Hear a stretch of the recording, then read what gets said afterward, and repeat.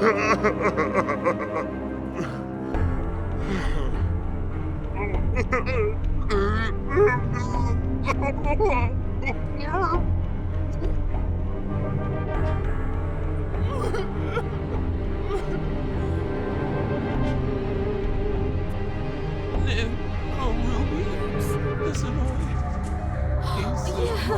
Parsagab, Quimabromis. Ha! Ha! Ha! Lashio, ho! Sepsio, Fringus!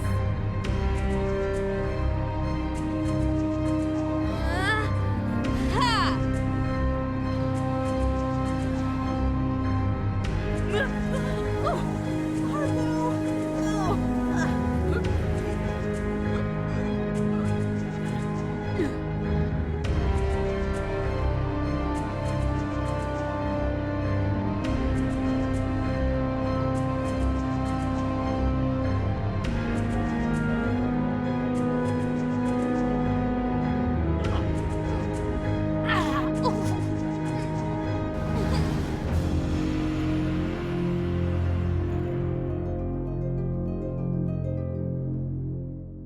Sul, hello, and Labus. Welcome to another episode of the Payne Family Ultimate Decades Challenge. The year is 1381, it's day 1, and we're here starting with Vilcus Miskinises family, where our good buddy Jillian is in fact in labor. Like, she is in labor right this second. Her stomach is quite big, and I loaded in to see this. So we'll start preparing for everything, but as we do, I did forget quite a few things last episode. Vilcus, why aren't you here? Raphael, do you want to come and just like sit patiently outside? Yeah, you can like fitness. Your brother will sit with you. But I did forget quite a few things in the last episode because I was like, ask the baby's due date, because I was really distracted. I was like trying to keep up with everything, and so it just ended up being a situation where I forgot to say a lot of things. And so some of the things that I forgot to say last time were about the background birthdays. At James Greystroke's house, Cedric, who is the second born, became an infant, and try some light makeup, that's fine. And James the third became a toddler successfully. Oh wait, don't go out there, dang it. James's daughter Muriel also had her first of 2 baby attempts, but the child didn't survive the birth. Oh my goodness. She did not like being asked to feel. Yeah, I do think so. You guys go and chat over here so that you're close to the bassinet. So Muriel Howard, who is James's firstborn daughter, she did go into labor, but the baby didn't survive. However, I went ahead and rolled for the second baby try, because if not, I was going to release them from the spreadsheet, and the second baby is going to make it. So that's really exciting. At Egla's home, Egla's second-born son, Vidotus, became an infant. He's super, super cute. At the Smith household, both Prudence and Sandrew became toddlers successfully. For Gree's line, Richard Jacobson and his sister both became teenagers successfully. They both rolled to marry. He rolled to have 5 baby tries. She rolled to have 3. And anything else? Trying to do this while a baby is also coming is maybe not the wisest move I've ever made, but it is what it is. Oh yeah, Joan's daughter Eleanor, who was named after her grandmother or great-grandmother, also became a a toddler successfully. Welcome to the baby. Hopefully all goes well. And it's a boy. Vilcus is freezing to death. My God. Okay, I will deal with all of this in a second. Okay. The name that I selected was Ritus. Oh, I should have looked up how to say that. I've said Ritus, and it means morning. I think that's really cute. He was born in the morning, 8:06. Vilcus, what the heck, dude? Like, why, again, I say again, why am I the one who has to manage everything? Autonomy is, in fact, on, dude. Dude, come over here and, oh yeah, it's not even a fireplace anymore. Come over here and, can you light this? Oh yeah, this one's broken. Dang it. 1 second. Oh, I can't because the baby is still being born. Oh, this is so cute. Look at these guys over here. Hopefully this is going to be good news, and hopefully this recording is going well. I said when I was doing the background rolls that I've jerry-rigged something to try and help with the echo, but it's required quite a lot of changes to how I'm doing everything else. So we shall see if it works out or not. Or not. For Jillian to survive this birth, she cannot roll the numbers 1 or 11. That's it. So she's fine. And for the baby to survive, he cannot roll the numbers 1, 5, 7, 10, 12, 15, 17, or 20. Oh my gosh. Oh, heck yeah. Oh, heck yeah. You guys don't know, but every single background rolled for today has gone well. Everything since I started recording. So this is fantastic news. This is fantastic news. Not a sim loss today. I mean, there has, well, you'll see. Well, or you have seen. Why don't you warm yourself? Is it a grand meal kind of a day? It is a grand meal kind of a day. Tasman. Well, I guess Jillian could be the one. Where is that stuff? Man, I'm so disoriented today. Oh, it's up here. Right. Feasts and bank. Okay. I take it that means she's not capable. Yep. Let's go ahead and make the boar's head. It's a new recipe from Little Bo Bub. Oh, we want to invite guests over, and we're fasting, of course. Why don't you come over here and share some baby milestones? Can somebody else look after the child for us? No, they can't. Okay, just kidding. The baby needs to be fed. Nobody interfere with the baby. No. No. Raphael, get out of the way. You've got to go over here. Your wife has to feed the baby. Please. Oh, these two are over here just chatting. Raphael wanted to try so badly. He was like, guys, I have a new child. Gossip about other parents, I guess, and then also tell him a dramatic story. Be like, oh my gosh, can you believe I've got a child that's been born? Well, Swayone, you're going to have to hold off for a minute. Sobering up. What have you been getting up to in the background? But we're going to be with these guys today, sort of talking about historical stuff. Quite a lot of stuff has happened, actually. Ramunis, what are you doing? Don't bother setting the table, please. Oops. Man, what a chaotic start to the episode. So I meant to say...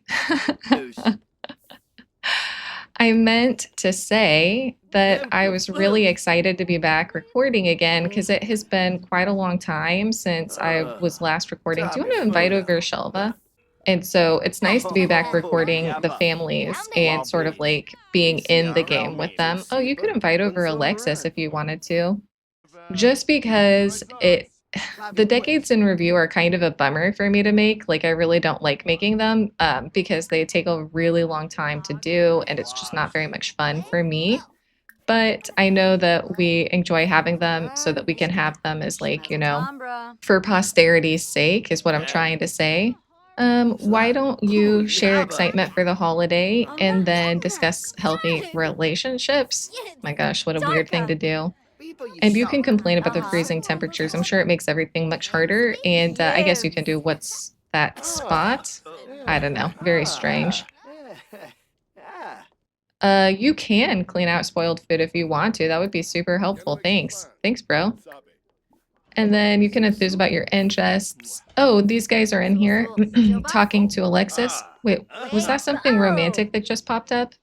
And then Raphael, since you're the one who just welcomed in a new child, actually, we should really give the honor to Jillian. Jillian definitely deserves. I'm so sorry. What? Oh my God. You look away for 1 second. Okay, so Tasman is attracted to Alexis. Swayone, I think, put a move. Swayone put a move on Jelva. Jelva is the last, well, Jelva and her son Miklaus are the last of Oshira's line. I didn't include them in the Decade in Review because nothing notable really happened, but stuff has happened with them in the background. In fact, Jelva autonomously ended up having another child of her own, and so that's like pretty exciting. But we're going to go ahead and call everybody to the meal. It's already 12:30. I don't know how this happens in this game. We're going to call everyone to the meal, and then I'm going to talk about the history of Lithuania around the past couple of years because a lot of stuff has happened. So, in terms of what's happened, the last time that we were talking about Lithuanian history, the year was 1377. Jogaila had been named the new Grand Prince of Lithuania after his father had died, and he did not want to share power with his uncle Kęstutis at all. As a reminder, his father had been very close with his brother Kęstutis, and they had shared power equally, but Jogaila doesn't want to. He wants to keep everything for himself, basically. Because Jogaila didn't want to share power with his uncle, he'd made a sneaky truce with the Order where it seems like it went against his uncle's power, but it was a very subtle agreement, and it wasn't clear to people at the time necessarily that he was going against his uncle. So it kind of was like a sort of a first small move. Since then, though, the tension has been building up pretty massively. In 1379, he obtained the Crusaders' promise not to attack his territories, not his uncle's, his, while he was negotiating with King Louis of Hungary and some other powerful rulers around the area. But what he offered to them to make it a better deal for them was the promise to not help Kęstutis resist Crusader incursions. That has led to some issues going on over time. And so by now, the point that we're at, the tension between uncle and nephew is like reaching a pretty intense level. Fundamentally, they disagreed with each other about what the priority for the future of Lithuania should be. Jogaila wanted to occupy more of Russia. It had been his father's dream. He'd been working with the Tatars and the Mongolian horde to overwhelm Prince Dmitry, Grand Prince of Moscow, who was building the city of Moscow at the time up to be quite the powerhouse. By contrast, Kęstutis wanted to focus on protecting the territories they currently had from their enemies, like the Teutonic Order, who, again, they've been fighting since we started this challenge, I think, essentially, more or less. Jogaila really messed up, though, in 1380 because there was this huge battle called the Battle on the Don. It's also sometimes called the Battle of Kulikovo, and it's a really important battle for history because what it was is it was the first victory Russia made against the Golden Horde. And the Golden Horde were the leftovers of the Mongolian invasion from earlier in the 1200s. The Mongolian people had basically subjugated all of Russia. And so this was their first step in kind of like becoming independent. I have to say, like, that description that I just gave was a really condensed version that misses out quite a lot of details. Like, for example, Russia at the time isn't a unified country yet, and this is not the end of the struggles with the Golden Horde, but it's good enough for our purposes since we're focusing on Jogaila. So Jogaila, he had been allied with the Golden Horde with Mongolian forces, but if you remember, he also tended to be late to battles so that he wouldn't have to risk anything. Well, as was his way, he didn't support his allies properly. He showed up way too late to make a difference, and as a result, the Golden Horde were completely defeated. This battle is not the end of Russia's war for independence against the Mongolian forces, but it is often seen as the turning point after which Moscow's power sort of rises as the center of a centralized Russia. So after that failure, which I have to reiterate was contributed to by Jogaila's own actions, he became increasingly frustrated with his uncle's determination to protect their home from the Teutonic Order and his unwillingness to send men into another country. As a result, he decided that removing his uncle from power was the first thing he needed to do to be successful as Grand Prince. So in 1381, he signed a second treaty of mutual aid with the Order, which obviously helped the knights to become more daring than before. They knew that Jogaila's, quote, relief army would always come too late, and they knew that he wouldn't take advantage of their distraction to raid their own lands, so it let them go further and further than they had before. Interestingly, while the Crusaders didn't tell anybody about this agreement that they'd made with Jogaila, everyone knew that Westerners had been to Vilnius, and everyone knew that Jogaila didn't want to fight the Crusaders, so rumors of treason began to spread. Kęstutis worried, but his son, who was Jogaila's friend, assured him that Jogaila could be trusted. However, the tension around this time is really, really bad. The knights at this time actually had a cannon. They developed the new, or they had access to that new technology. And that, of course, made it much more dangerous and much more challenging for Kęstutis. As the battles went on, it was only his brilliance as a military mind and the ability to develop devastating counterattacks that kept this part of the war from becoming completely one-sided. As you may expect, of course, Jogaila's not really helping at this time, and he was working to accumulate power against his uncle behind his uncle's back. So by 1381, Kęstutis was more than enough suspicious to decide that he was going to do something about it. He ended up arresting his nephew and took the title of Grand Prince for himself, but he made a very human error. Jogaila apologized, and Kęstutis believed him, if you can believe it. He believed his apologies and he forgave him, and he gave him a new small territory in the west.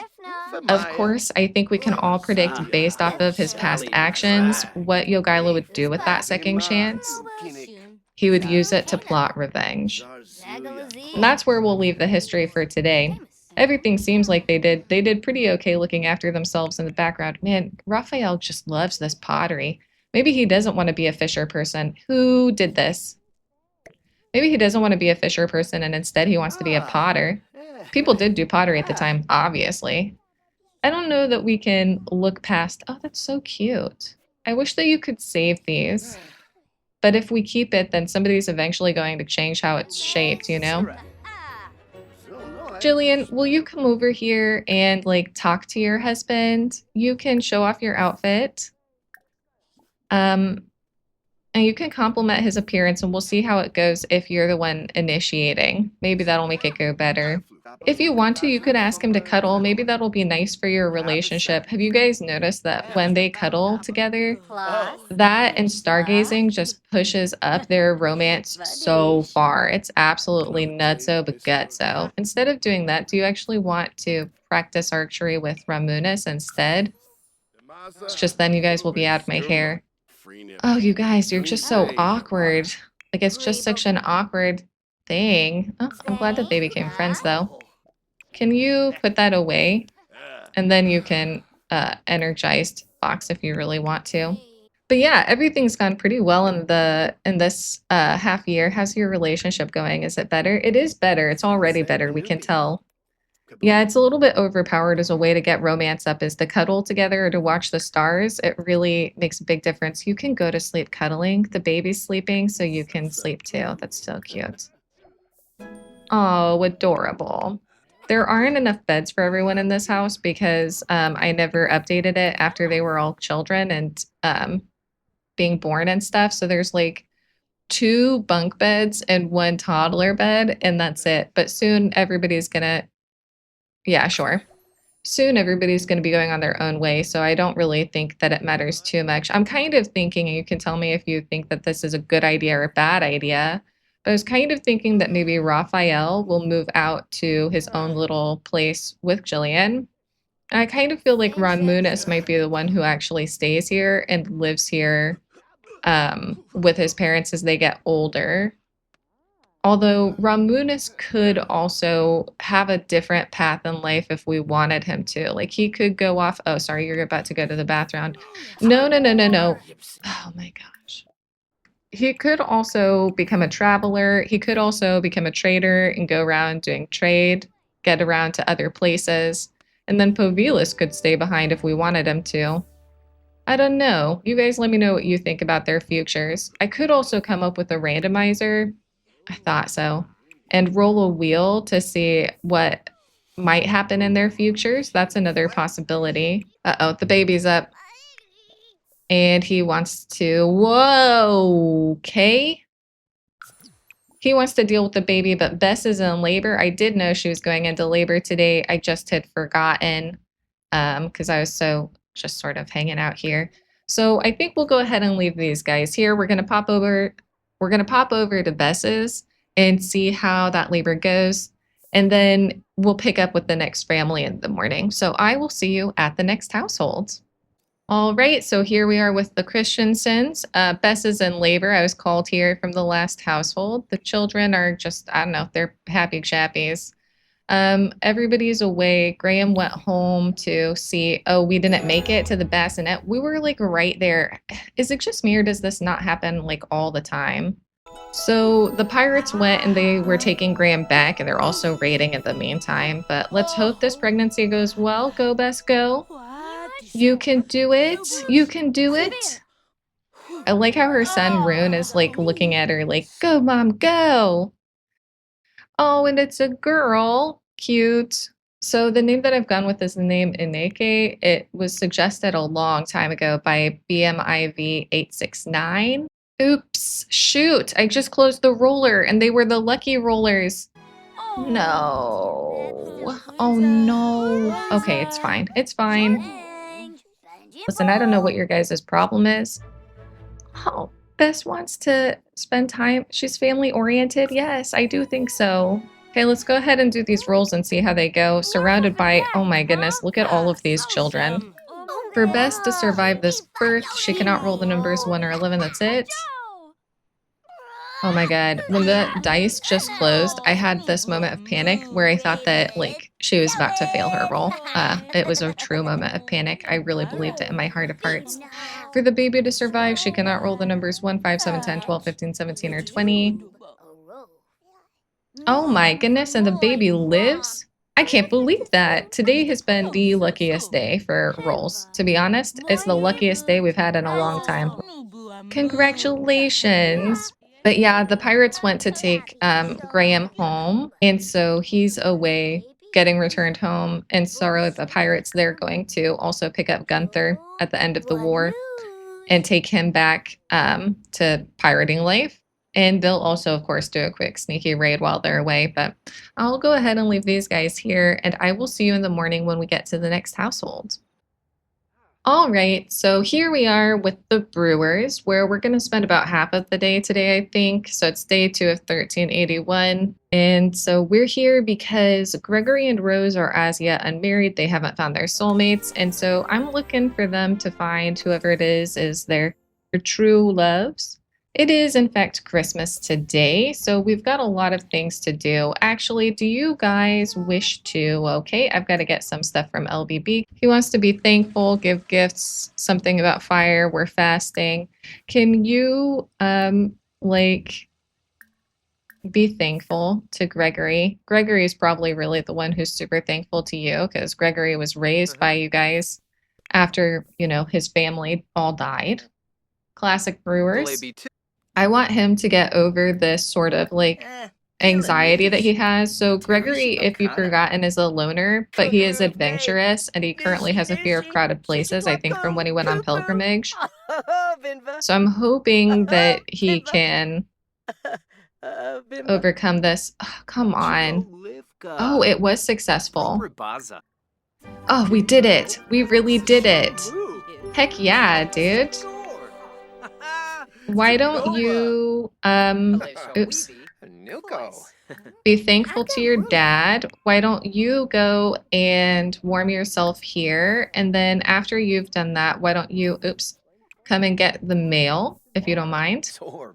And then what we're going to be doing here today with the Brewers is actually Conrad has gone round and he has met a bunch of eligible spouses, potential spouses, I should say, that he is interested in introducing the children to. So he is hoping that they will be able to find people to be together with. Yeah, Gregory is attracted to pretty much everybody, so I'm not shocked to hear that. Why don't you make some roasted fish? Can you also say hello to Lynn Eagleston? These are just townies. So it is interesting because these are just all townies right now who are here. Where are the rest of the club members? This sim is also a townie. She is so cute. When I saw her, I was like, oh my goodness, you cutie. And then go and say, hi. Oh my goodness. She's unattracted to Harold Payne. Oh, he's so adorable though. And unattracted to Trent Breyer. Or Trenton, I guess his name is. And Spencer, oh no, she's another one who's just unattracted to everyone. Why don't you be thankful to Marion Greystroke? She's your palo. Briar, you're unattracted to everyone. Come now. Except for Osbert. Well, Osbert is married. Oh no, come back here and sit here and just like chat to people. Tell a joke about Martians, I guess. And like, whoa, talk about the club. Tell a joke about mimes. And then ask about career, I guess. They actually could have careers. You could sing about Christmas. I guess spread rumors about woohoo. Listen, I don't know what I'm supposed to be doing. I thought that they were going to be like nice and all become friends, but apparently I was very mistaken in my understanding of what was going to happen here.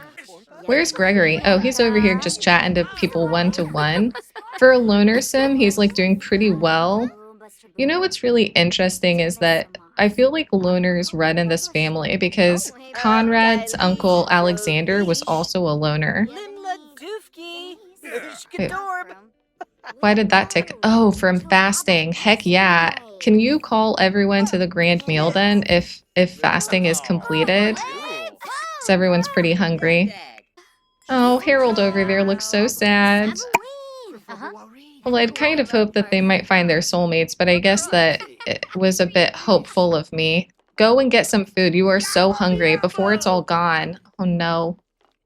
There's only one.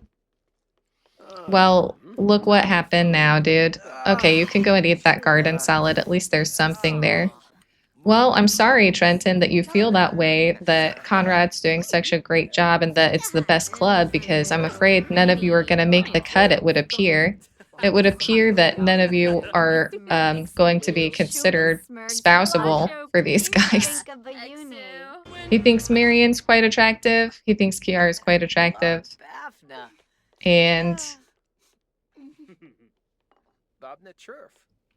that's it. Interesting. So I was kind of thinking that he might marry Marianne because their families are so distant at this point that I thought maybe, what are you doing?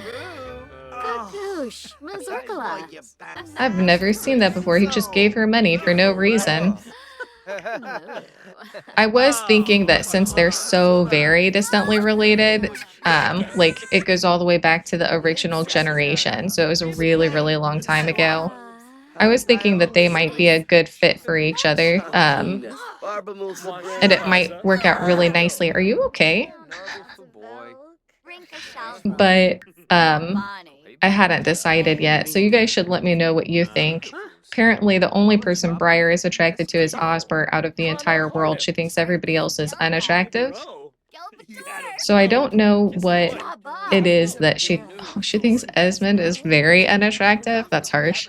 I don't know what it is that qualifies her. Maybe the hat. Maybe she just likes the hat. The hat is the thing for her. Who knows? Oh, he's instinctively and autonomously talking to this girl, Lynn Eagleston. Oh, he developed a nice sentiment with her. That's really hard for him. He doesn't get along with other Sims very easily. Briar does, but she still isn't really talking to anybody that much. Oh, Harold's leaving. He's like, this isn't working for me. Oh my goodness, it's already 3. Good grief. Well, I think on that note, you know, it was a get-together. It was a thing. We'll keep trying to find the Brewers some spouses. But that one didn't work out very well. Nobody found their soulmate. I guess, like, why am I so focused on finding a soulmate? Maybe we can just go with somebody that they get along with. Who knows? Or an arranged marriage. You let me know what you think in the comment section below. But anyways, we're going to leave these guys here, and we're going to pop over to a household that's had its own run of tragedy lately. And we will see what is going on over there. All right, so here we are with the Flores family, where tragedy has struck because at the end of last episode in the background, Fernando was up for his, oh my goodness. I'm not shocked. You've got the money. You're going to go ahead and go to the ailment. Sorry, you're going to go ahead and go to the naturopath. I actually don't know where that is. Oh, there it is. You have to click on yourself. So Fernando was up for his elder birthday in the last episode, and unfortunately for him, he did not pass it. Of course, that was the reason why he failed, but I kind of felt like the bigger reason was that, oh my goodness, they're like the best of friends. I kind of felt like it was just all of the trauma of losing his two daughters, all of his children, and his grandchild all in one fell swoop. I kind of felt like that was the true reason why he perished. So that was kind of the story that I went with. Dagny has taken over as the sim who will be doing the witchy trades from now on. She is the youngest of the Blackwoods. She's really pretty. All of the Blackwoods are. And she is sort of neutral to slightly dark aligned in terms of her magical alignment, in terms of the balance of the world. But she's also fairly fair. She left everything up to fate. And the cost for bringing Lyra back now, well, I'll just go ahead and put the rules up so that you can see. Okay, so Lyra's coming back. The witchy trade consequences have become more extreme, though. And so these are updated since it is, in fact, it's the end of the line, and we're so far in the challenge now that we definitely do have more than enough sims. It's just that I couldn't let it go. So I've added in some new and more horrifying consequences because some of the earlier ones were like pretty okay. Like you might just have to give like some baked goods or some money or whatever. These are ones that are definitely going to be a little bit more costly. I'm going to shuffle these 1, 2, 3 times, and we're going to see what is the cost for bringing Lyra back. Some of these are really bad, especially for her in particular. No, no, no, no, no, no, no, no, no, no. Oh, no. That is the worst case scenario. Okay, so I've gone ahead and added in all of the sims that I think should be eligible for losing their life as the cost of bringing back Lyra. They are the genetic descendants of basically Sif and Darius. So Gen 1 Dovile and her best sister Idas, who were the only survivors of Sif and Darius. So they're most closely linked. I feel really uncomfortable about a lot of the names that are on here, but there's not much that we can do about it. So who's first to be one of the 3 sacrifices that it costs to bring her back? Okay, I think that's fair. James the First. He's old and he's done with his life. It's fine. Oh no, that's so cruel. But listen, Raoul is on here, so keep going, keep going. Okay. Oh my God. Inga, it's cold, but the way I'm perceiving this is that the sim who is casting the spell is completely leaving it up to fate. They just left it up to fate and said to fate and to the universe, like, take who you will. And so even though it is her sister, she has just left it completely open to fate. She hasn't tried to influence it at all. Oh my gosh, and the last one, let's see how it goes.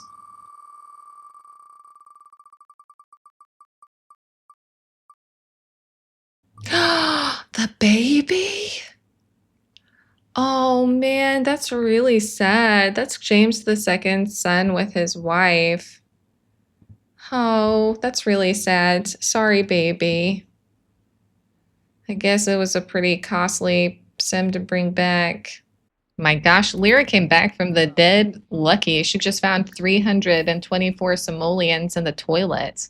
So yeah, the cost for bringing Lyra back was pretty steep. It was 3 other sims, and Dagny left it up to fate, and she said it is what it is. Like, Dagny doesn't take control over it. She just says the universe wants or needs what the universe wants or needs. So unfortunately, one of the sims who ended up going down was in fact her own sister, Inga. And so Dagny's sad about that, but she also was just kind of doing whatever she was doing. Man, Idas is so unhappy. Idas is obviously very happy that her daughter is back.